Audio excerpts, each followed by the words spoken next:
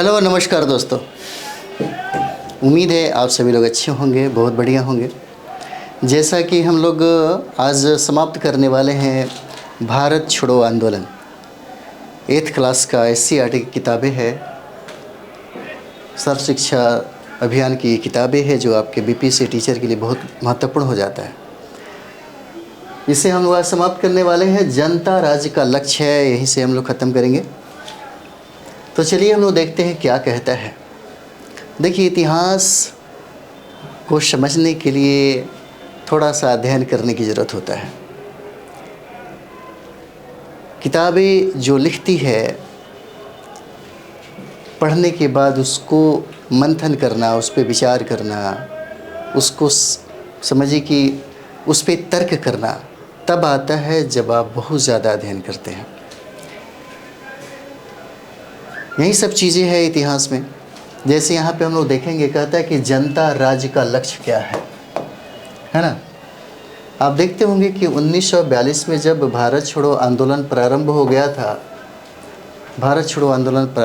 था, तो बहुत ऐसे लोगों ने हर जगहों पे, कुछ ऐसे जगह थे जहाँ पे समानांतर सरकार की स्थापना कर दी थी, जिसमें समानांतर सरकार सबसे ज़्यादा और सर्वाधिक दिनों तक 17 में चला था।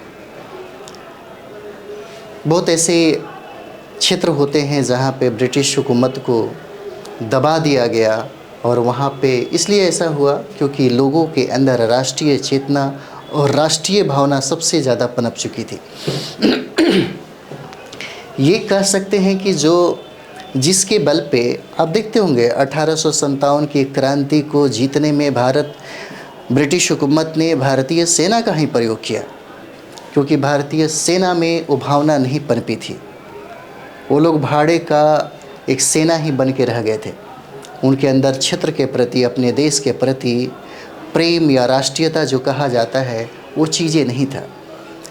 लेकिन 1942 आते आते जो ब्रिटिश हुकूमत में सेना भी काम कर रहे थे, उस सेना भी उसके प्रति विद्रोह करने को तैयार हो गई।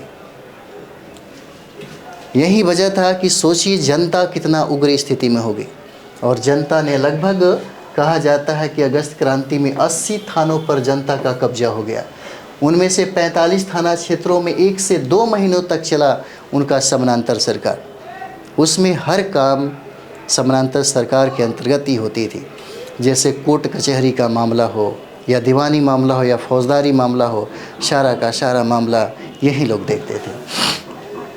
कहता है कि जनता राज अपनी शासन व्यवस्था और अपने कायदे कानून, जनता राज का दृष्टिकोण था गांव की रक्षा का प्रबंध हो, आपसी झगड़े का निपटारा हो और मुकदमाबाजी रोकी जाए, गरीबों और भूखों के लिए खाने पीने का इंतजाम किया जाए।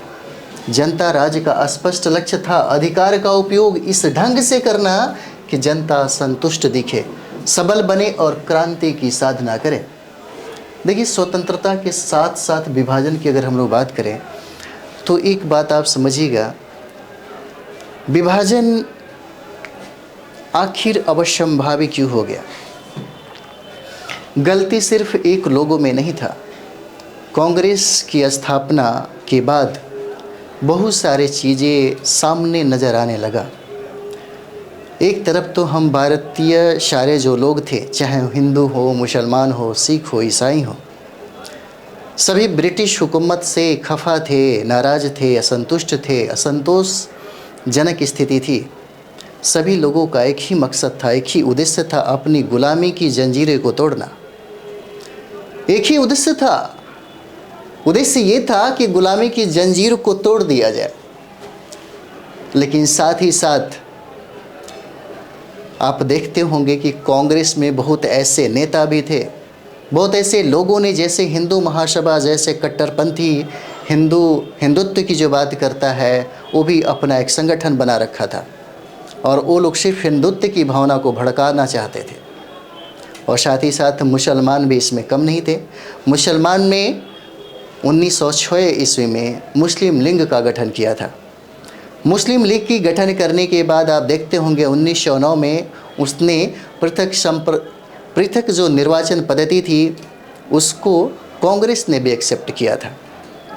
किसे पता था कि आगे चल कर के यहीं इतना बड़ा प्रॉब्लम क्रिएट करेगा। हालांकि कांग्रेस में शामिल होने के बावजूद भी मुस्लिमों को हक और अधिकार से वंचित रखा जाता था, और ऐसा फिल बहुत ऐसे जो राष्ट्रीय मुस्लिम संप्रदाय, मुस्लिम समुदाय के जो लोग थे, उनको इसका एहसास था। कभी कभी ये बात मुस्लिम लीग के रहने वाले या मुस्लिम समाज के रहने वाले जो उनके रहनुमाई हैं, वो दोषारोपण भी लगाते हैं कांग्रेस पर, कहते हैं कि आप मेरे हित की बात नहीं करते, आप सिर्फ अपना हिंदुत्व की बात करते हैं, और यहाँ पे जिनकी आबादी सबसे ज़्यादा है आप उनकी ही बात करते हैं। इस तरह से दोनों के बीच में मतभेद जो था धीरे धीरे बढ़ता चला गया। विभाजन के पीछे की कहानी अगर देखेंगे तो बहुत ही दर्दनाक है। हालांकि अगर देखा जाए थोड़ा सा और पीछे अगर हम लोग आते हैं तो भारत में जो मुसलमानों के प्रति जो नफ़रत का बीज बोया गया वो बहुत पुराना था। बहुत ऐसे लोग थे, जैसे आप कह सकते हैं हिंदू महासभा हो जाती है, आरएसएस जैसे लोग भी कम नहीं थे, उन लोगों ने भी इस चीज़ को बहुत ज़्यादा भड़काया।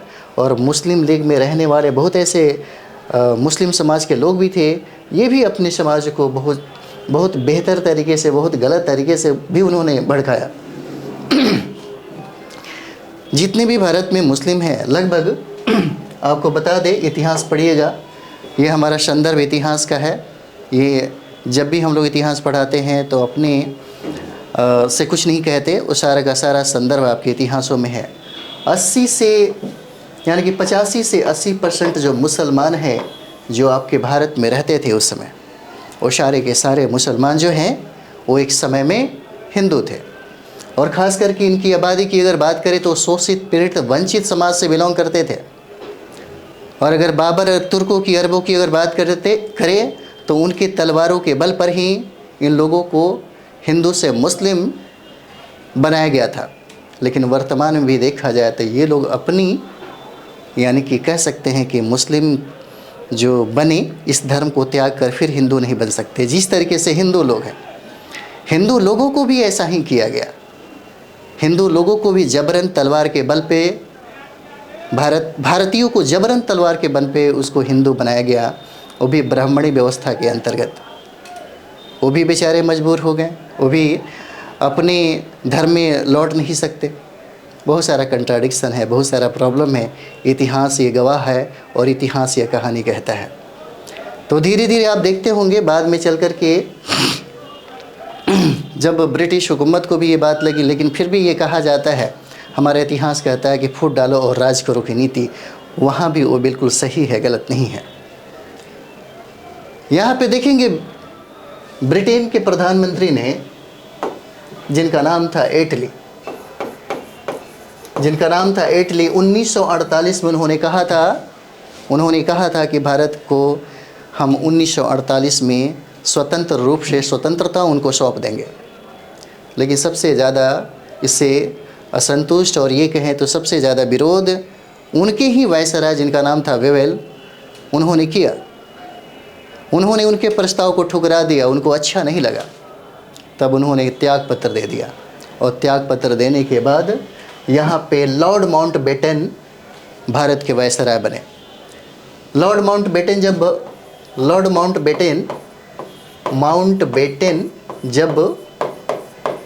जब भारत का वायसराय बने तो दिल्ली पहुँचते हैं 24 मार्च 1947 को। 24 मार्च 1947 को दिल्ली पहुँचते हैं।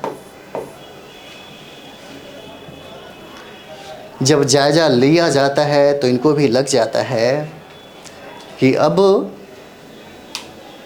मुस्लिमों को जोड़ करके रखना बहुत ही मुश्किल होगा। और यही वजह था कि उन्होंने पाकिस्तान की मांग को स्वीकार कर लिया। हालांकि महात्मा गांधी बहुत ज़्यादा प्रयास किए थे। महात्मा गांधी माउंटबेटन से मिलने के बाद उन्होंने बहुत कोशिश किया था कि हम विभाजन को रोक सकते हैं, लेकिन नहीं रोक पाया। उसी समय देखिएगा कलकत्ता में बहुत बड़ा दंगा जो थी फैल गई, जिसका लहर पूरे भारत को भी झेलना पड़ा था। उसी दंगा को वन मैन आर्मी के तहत महात्मा गांधी अकेले ही चल गए उनको समझाने बुझाने के लिए। लेकिन बात नहीं मानी। बाद में उनको भी स्वीकार करना पड़ा कि हमें अब पाकिस्तान को दे ही देना चाहिए मुसलमानों को। और इस तरीके से भारत, जो अखंड भारत था, इस अखंड भारत को हमेशा बना के रखने के लिए राष्ट्रीय नेताओं ने बहुत प्रयास किया था। इसी अखंड भारत के लिए सारे लोग मिलकर के ब्रिटिश हुकूमत के खिलाफ आंदोलन खड़ा किया था।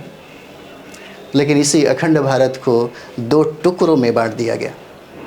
14 अगस्त को पाकिस्तान बना और 15 अगस्त को भारत का निर्माण हुआ। कहानी तो बहुत सारा है।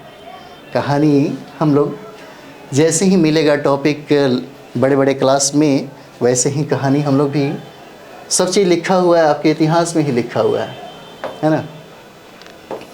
चलिए, और एक चीज़ और भी बता दिया जाए। जब द्वितीय विश्व युद्ध की समाप्ति हो जाती है तो ब्रिटेन में लेबर पार्टी का गठन होता है और लेबर पार्टी हमेशा भारत के पक्ष में दिखता है। भारत की आज़ादी के पीछे से भारत के लोगों का हाथ ही नहीं रहा। भारत की आज़ादी के पीछे वैश्विक परिस्थितियां भी अनुकूल ही थी। वैश्विक परिस्थितियों में अगर बात करें तो आप देखते होंगे चाइना, अमेरिका, रशिया ने भी दबाव डाला था ब्रिटिश हुकूमत पे कि आपको अब ज़्यादा दिनों तक इन्हें गुलाम बना के नहीं रख सकते, इनकी आज़ादी इनको सौंप दीजिए। बहुत सारा चीज़ें था यहाँ पे, तब जाकर के आपके भारत को आज़ादी मिली थी। स्वतंत्रता के साथ साथ विभाजन, देखिए क्या कहता है यहाँ पे। राष्ट्रीय आंदोलन जैसे जैसे संगठित होकर स्वतंत्रता की ओर बढ़ रहा था, अंग्रेजों ने फूट डालो और राज करो की नीति का सहारा लिया। मुस्लिम लीग की स्थापना के साथ ही उसकी हर नाजायज मांग भी मानी जाती रही, ताकि दोनों मुख्य संप्रदाय कौन, हिंदू और मुस्लिम के बीच वैमनस्य की भावना बढ़े। अंग्रेजी शासन ने अल्पसंख्यकों के लिए पृथक निर्वाचन मंडल की व्यवस्था की। पृथक निर्वाचन मंडल की व्यवस्था की। आपको ये बात पता होगा, महात्मा गांधी ने ये बात कहा था कि अगर पाकिस्तान बंटता है तो मेरे लाश से ही बटेगा, यानी कि मेरे ऊपर से ही होकर के ये गुजरेगा। महात्मा गांधी कतई कभी नहीं चाहते थे कि अखंड भारत का बंटवारा हो जाए। इसलिए उन्होंने मिस्टर जिन्ना से जाकर के बात किया और उससे मनाया भी, लेकिन कांग्रेस इस बात के लिए राजी नहीं थी। मिस्टर जिन्ना को ये कहा गया कि सरकार आपके हाथों में आ सकती है। तो कुछ समय तक जिन्ना को लगा कि चलो ठीक है, ये बात बन सकता है, लेकिन कांग्रेस का कोई भी जो मेंबर था इस विचार से सहमत नहीं था। और इस तरीके से इतना ही नहीं, अगर बात कर दिया जाए तो एक ऐसी कट्टरवादी हिंदू संस्था थी जो महात्मा गांधी के जीवन को ही खत्म करने का षड्यंत्र रचने लगी थी। आगे देखते हैं हम लोग। शुरू में तो मुस्लिम लीग अपने आप को मुसलमानों के एकमात्र प्रतिनिधि संगठन के रूप में स्थापित नहीं कर सकी, लेकिन धीरे धीरे कांग्रेस द्वारा मुसलमानों के अपने पक्ष में गोलबंद करने की विफलता ने मुस्लिम लीग की ताकत एवं महत्वाकांक्षा को बढ़ा दिया। हर लोग अपने फ़ायदे के लिए काम कर रहे थे। हर लोग, जैसे यहाँ पे देखते होंगे, जब हमारा देश आज़ाद होता है तो उस समय 2 लोग बहुत ही ज़्यादा परेशान हो जाते हैं। सबसे पहला, एक तो अखंड भारत का विभाजन हो चुका रहता है। पाकिस्तान एकदम नवनिर्मित, अभी उसका निर्माण ही हुआ था, लेकिन भारत में परिस्थितियां भी बहुत ही ज़्यादा संकट थी। भारत में एक अजीब सा संकट था। सबसे पहले अगर बात करें तो जैसे ही इटली ने यह बात किया कि ठीक है इस समय तक हम देश को आज़ाद कर देंगे, तो उसके बाद जितने भी कांग्रेस में रहने वाले जो प्रमुख जो नेता थे, उन सारे लोगों ने महात्मा गांधी को उठा के फेंक दिया। उस समय तक महात्मा गांधी कांग्रेस से बिल्कुल अलग थलग हो गए। उनको ये एहसास हुआ कि अब कांग्रेस को ही समाप्त कर देना चाहिए। इसलिए महात्मा गांधी ने यह बार बार कहा था कि देश की आज़ादी के बाद ये सबसे ज़्यादा खतरा पैदा कर सकता है। इसलिए महात्मा गांधी ने यह बात कही थी कि भारत में इस पार्टी की कोई ज़रूरत नहीं है, अब इसे समाप्त ही कर देना चाहिए। लेकिन साथ ही साथ बहुत ऐसे जो हिंदू कट्टरवादी नेता थे, गांधी एक सनातनी कहते हैं लोग, एक सनातनी आदमी थे। सनातनी कहे तो जो ब्राह्मणी व्यवस्था को अपना करके चलना चाहता हो, क्योंकि महात्मा गांधी चातुर्वर्ण व्यवस्था को कभी भी समाप्त नहीं करना चाहते थे। और चातुर्वर्ण व्यवस्था के पोषक थे, जैसे ब्राह्मण, क्षत्रिय, वैश्य और शूद्र। फिर भी इनसे लोगों का जो भावना था वो आहत हुआ होगा। और महात्मा गांधी की कहा जाता है कि आरएसएस के मेंबर थे, जिनका नाम था नाथूराम गोडसे, उनके द्वारा इनकी हत्या करवा दिया गया। देखिए, आज़ादी बहुत कुर्बानी के बाद मिला, लेकिन जब ब्रिटिश हुकूमत ने चैलेंज किया था भारत के लोगों को कि आपको अपना संविधान का निर्माण करना चाहिए, तब जाकर के हम भारत को छोड़ के जाएंगे तो पूरी दुनिया में मेरी जगह हसाई नहीं होगी। तुम्हारे अंदर इतनी कैपेसिटी है तो अपना संविधान बना लो। भारत के लोगों ने एक बहुत ही, समझिए कि वैज्ञानिक या ज्ञानी या जो भी कहा जाए, महामानव कहा जाए, जो भी कहा जाए, बहुत बड़े विद्वान थे। और उन विद्वानों की चर्चा अगर कर दिया जाए तो भारत में उनके पाँव के धूल के बराबर भी कोई पढ़ा लिखा इंसान नहीं था। Doctor B.R. अम्बेडकर को ड्राफ्टिंग कमेटी का अध्यक्ष बनाया गया। लेकिन इस समय जब देश आज़ाद हो गया तो सारे जो राष्ट्रीय नेता थे, सब कोई अपने अपने पोस्ट के पीछे, अपने अपने पद को बचाने के लिए भाग दौड़ में लग गए। ये सारा का सारा जिम्मेदारी, या पढ़ना, ये सारा का सारा जिम्मेदारी एक समय डॉक्टर B.R. अम्बेडकर के कंधों पे आ जाती है। जिस समय 1919 में जब कांग्रेस में प्रवेश होता है महात्मा गांधी का, तो वही कांग्रेस जो सिर्फ शहर में रहने वाले, जो शिक्षित, जो जमींदार, जो पूंजीपति वर्ग के हाथों में प्रतिनिधित्व का था कांग्रेस का, वही महात्मा गांधी ने उन सारे लोगों से छीन करके इस कांग्रेस का प्रतिनिधित्व आम जनता में ला करके रखा। यही महात्मा गांधी हैं जिन्होंने कांग्रेस की स्थितियां जो थी वो ज़मीन से लेकर के आसमान तक का सफ़र भी उन्होंने कांग्रेस को तय कराया। और बाद में महात्मा गांधी की स्थिति आपको पता ही होगा। इनको लोग हत्या कर देने की चेष्टा भी करने लगे और हत्या भी कर दिया गया। कांग्रेस ने तो इनको अलग थलग ही कर दिया। आज़ादी बहुत सारा कुर्बानी देने के बाद मिला। कभी कभी ऐसा लगता है कि आप अपने जीवन में जब पढ़ाई लिखाई करते हैं तो आपको गहन अध्ययन करना चाहिए। नौकरी लेना अलग बात है, नॉलेज को ग्रहण करना अलग बात होता है, तार्किक बनना अलग होता है। रेलवे तैयारी करना, एसएससी तैयारी करना, शिक्षा की तैयारी करना, जनरल कंपटीशन की तैयारी करना या पीसीएस कमीशन की तैयारी करने वाले लोग तार्किक नहीं होते हैं, याद रखिएगा।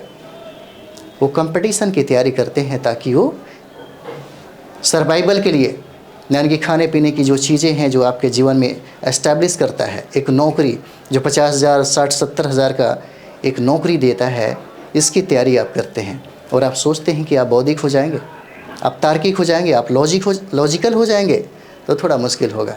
उसके लिए आपको बहुत किताबों का अध्ययन करना पड़ेगा, उसके लिए आपको बहुत हाई एजुकेशन में आपको जाना पड़ेगा। हम लोग जब ग्रेजुएशन किए थे तो ऐसा कुछ फील नहीं हो रहा था, लगता है कि सब कुछ सही है। पीजी किए, नेट किए, पीएचडी किए, बहुत सारी किताबों का अध्ययन किया। दिल्ली में एक, मतलब समझिए कि पुरानी किताबों की दुकान से बोरा में कस के हम लोग किताबें लेके आते थे। आईएएस की तैयारी की पीरियड में सिर्फ किताबें पढ़ने में बड़ा मज़ा आता था, बहुत सारी चीज़ें था। बौद्धिक और तार्किक होने के लिए बहुत पढ़ना पड़ता है, बहुत अध्ययन करना पड़ता है। और आज का जो जनरेशन है, आप देखते होंगे, इस जनरेशन को सिर्फ फटाफट मैट्रिकुलेशन किया, 10+2 किया और फटाफट उसको नौकरी चाहिए। इससे लोगों का नैतिकता, बौद्धिकता और मौलिकता कभी नहीं बन पाता है। तैयारी तो करना चाहिए, आपको एक अपना कैरियर भी बनाना है, लेकिन कैरियर बनाने के साथ ही साथ जिम्मेदारी भी है। आप भारत के फ्यूचर हैं, आप भविष्य हैं। आपकी सोच भी बड़ी होना चाहिए। खैर चलिए आगे हम लोग देखते हैं। कहते हैं यहाँ कि सांप्रदायिक मानसिकता वाले विक्षुब्ध और राष्ट्रीय आंदोलन की मुख्य धारा में अपनी जगह नहीं बनाने वाले नेता मुस्लिम लीग के साथ जुड़ने लगे। अब लीग खुद को मुसलमानों की एकमात्र संस्था के रूप में मान्यता चाहती थी। अगर यहाँ पे आप देखते होंगे तो देखिए, एक अकाली दल है, दलितों का एक वर्ग है, सिखों का एक दल है, हिंदुओं का एक दल है, मुसलमानों का एक दल है। सारे लोग अपना अलग अलग भागों में बढ़ जाते हैं।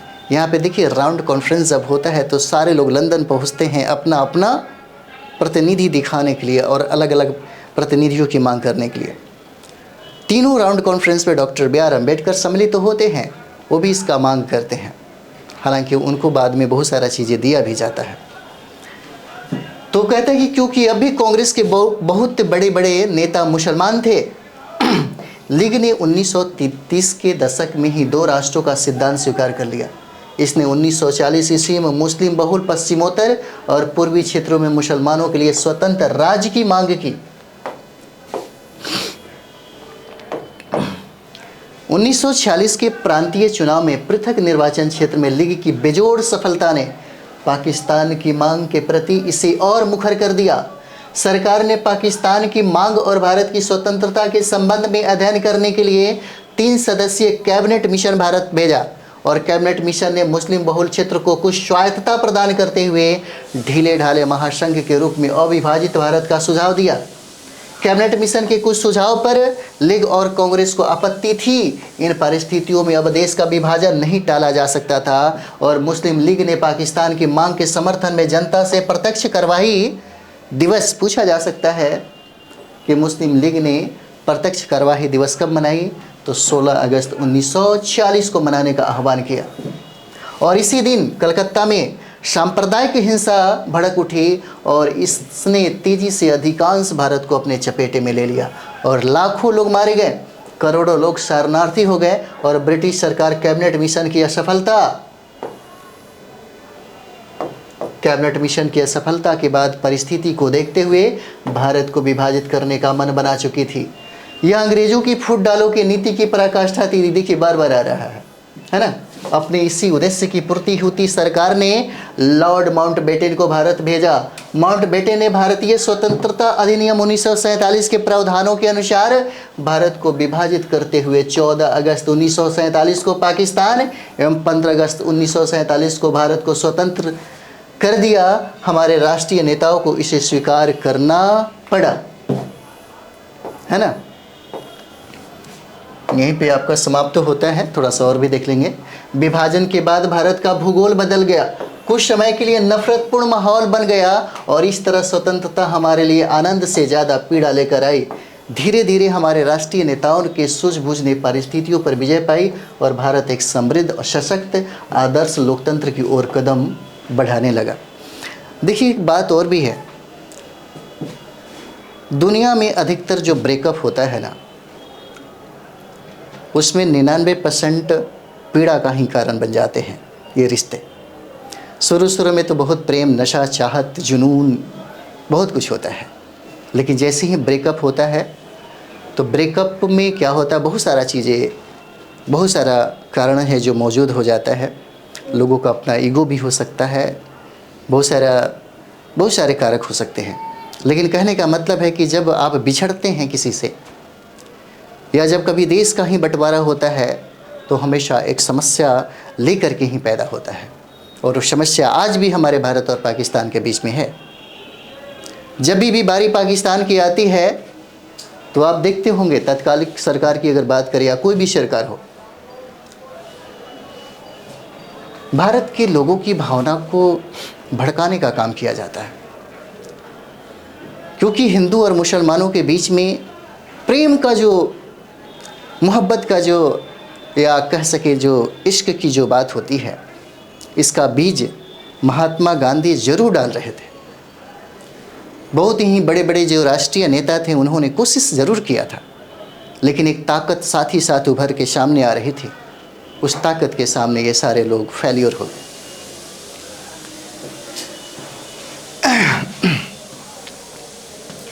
यहाँ तक हम लोग, इसके बाद जो हम लोग देखेंगे, ये हमारा जो टॉपिक है महात्मा गांधी का जो युग हम लोग पढ़ रहे थे, ये आज समाप्त होता है। और 8th क्लास का जो हम लोग इतिहास, आधुनिक भारत का इतिहास कर रहे थे, इसके बाद हम लोग दूसरा टॉपिक में प्रवेश करेंगे। और इस चीज़ को ज़रूर समझिए, आप एक भावी टीचर बनने जा रहे हैं। आपके अंदर चीज़ों को बैलेंस करने का और सही तरीके से पढ़ने का और सही मतलब मटेरियल को अध्ययन करने का भी ये होना चाहिए, परख होना चाहिए आपके अंदर। तो ज़रूर पढ़िए, किताबों को ज़्यादा से ज़्यादा अध्ययन करिए, है ना। कोई भी मैटर हो तो इसका मतलब ये नहीं कि आप यूट्यूब और ज़्यादा से ज़्यादा मतलब गूगल का ही इस्तेमाल करिए। गूगल में भी आप देखिएगा कौन ऐसे विचारधारा के लोग हैं जो इतिहास को तोड़ मड़ोड़ को पेश करते हैं। बहुत ऐसे लोग हैं, अभी देखिएगा बहुत सारे सरकार ने बदलाव किया, NCERT से मुग़ल को हटाया, बहुत सारा चीज़ को नया जोड़ा जिसकी कोई महत्व नहीं थी, जिसकी कोई इम्पोर्टेंस नहीं था। लेकिन इतिहास को तोड़ा मरोड़ा जाना ये अच्छा और उचित नहीं माना जाता। तो चलिए हम लोग मिलते हैं अगले वीडियो में। थैंक यू वेरी मच आप सभी लोगों को।